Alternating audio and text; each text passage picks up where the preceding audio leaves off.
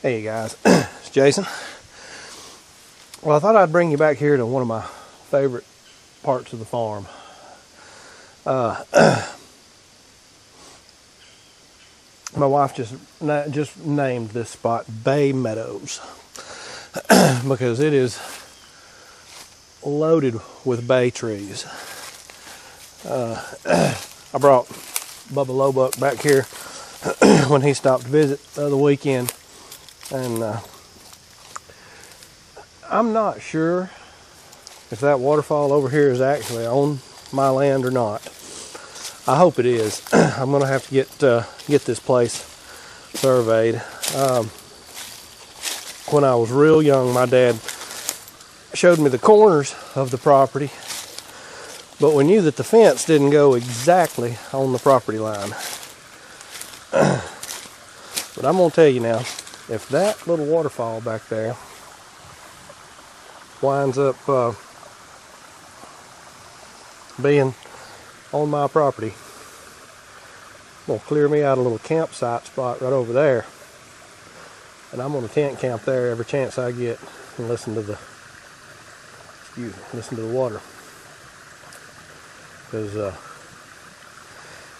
this is one of my favorite spots on the farm. I know for a fact that just over that hill right there, there's a fence, and that fence line is on my neighbor's property, but he told me that that fence is exactly on the property line. The corner post to it is just about dead ahead, just over the crest of the hill, and it goes that direction. So I know that a lot of what's on this side of this branch, this is called the Tommy branch, by the way, is mine. It's just not fenced. And then I don't know how well you can. Wow, I bet you that's making you guys dizzy. Let me back this back out a little. And anyway, there's my fence. And again, I know it's not on the property line.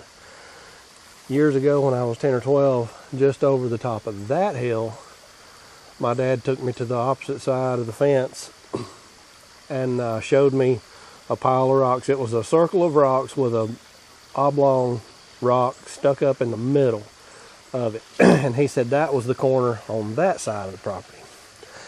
And I have been over there and raked around and raked around and raked around, and I cannot find that pile of rocks to save my life. I don't know if a tree come up through it. If one of the surveyors who surveyed some of my neighbor's property got rid of it, but anyway, I've got to figure out the boundaries on this place and take it in, because I know that my fence doesn't run exactly on the landline. But anyway, again, one of my favorite parts of the farm, all these bay trees. In the middle of summer is when the bay leaves are best to harvest, because they've got the most goodie in them. And you take, and of course anybody who cooks knows that you just, the bay leaf is actually bitter, but if you simmer it in a soup or something, it really, come here, you. It really adds to the flavor. And it don't get much more wild and organic than this. There's got to be 100 bay trees. My friend Helga from Helga's Pennsylvania Cooking channel, she made mention of when she walked with her walked her fences. She had her fence walking bucket, and mine comes complete with a Cheetos bag of bones. We stopped and got Subway and some Cheetos, and I drove down here, and the wife will drive back. Anyway, picked up one of the neighbor's dogs' chew toys, somebody else's beer can that washed down the branch here. But anyway, you guys have seen my little Rhino, hadn't you? I'm proud of it. I've always, what's the word, denied myself expensive toys. Even things like a utility vehicle that would be that has wound up. I hadn't had this thing but a few weeks.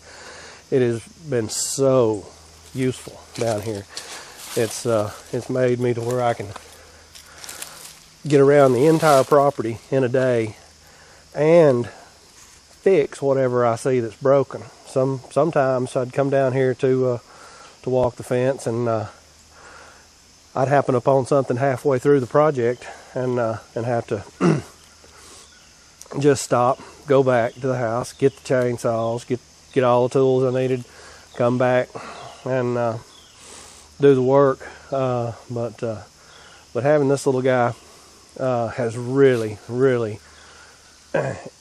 made some major improvements on being able to take care of this place. I should have got it a long time ago. It didn't cost all that much, really. I mean, I wasn't looking to spend $5,000, but $5,000 is what I spent. I didn't really want the fancy wheels that came on it, but the main thing that sold me on this little Rhino was the wiring harness was absolutely unmolested. This guy hadn't added lights, he hadn't added a stereo, none of that junk. He hadn't added nothing like that. The wiring harness on it was completely unmolested, no splices, no nothing. And I thought, man, I looked at 4 or 5, and every one of them, people had hacked into the wiring harnesses and just done all kinds of craziness to them, to LED lights, stereos, you name it. They'd put stuff all over them. Hacked in, hand-plumbed snorkel rigs so that they can run them underwater. This one, the guy added fancy tires and some brush guard stuff for the radiator and for the CV axles, some stick stopper things, and just bolt-on accessories. Again, I wasn't so excited about I like the tires. I wasn't excited about the rims. I'd have been just as happy with bone cold stock rims. But anyway, wasn't looking to spend that much. I didn't want to spend but $3,500 maybe on it, but it's been worth every dime, I've got to say. So anyway, guys, just thought I'd show you one of my favorite parts of the farm. It's so nice down here. Cool. The cows love it down here. In the heat of the summer, this is one of their favorite places to hang out. They just chill right out here and enjoy. So anyway, guys, get off here. Quit bending your ear. Y'all take care. Jason out.